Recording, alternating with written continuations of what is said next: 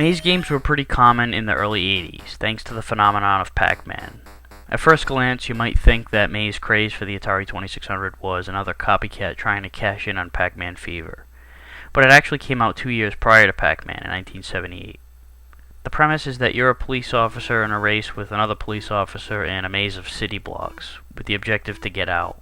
It doesn't really compute with any real-life situation, especially since some of the hazards are armed robbers. What kind of cops just run away like pussies? There is a variation, though, where your mission is to capture the criminals, which makes a little more sense. But no matter what setting you have, it's a two-player only game. You can play by yourself if you want to set personal time attack records or things like that, but there's no option at all to play against a computer. I mean, it's better suited for multiplayer anyway, that's for sure, but it still would be nice to have more incentive to play by yourself. If you're expecting to play the Atari alone most of the time anyway, then you're not going to play this game much. There is, however, some decent variety. There are 4 speed settings for the cops and robbers, plus the difficulty switch toggles whether you're faster than the robbers or the same speed. There's also an invisibility option where the maze is blocked from sight in some spots. There are 4 settings: no invisibility, partial invisibility, mostly invisible, and can't see shit.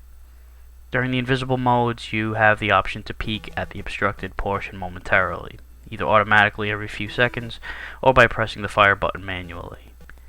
Another option during the invisible mode are the scouts, which you'll set out to lead the way for you. He'll take random paths, so it's not like he just shows you exactly how to get through, but you can get a feel for where the walls are. You can also leave blockades by pressing the fire button. You'll leave an illusion wall to throw your opponent off. And like I mentioned earlier, you can either capture the criminals, where you win a game by catching 2, 3, or 5 depending on your setting, or the criminals are a hazard and you have to escape the maze entirely. In this mode, if they make contact with you, you're wounded temporarily and can hardly move, severely impairing your progress.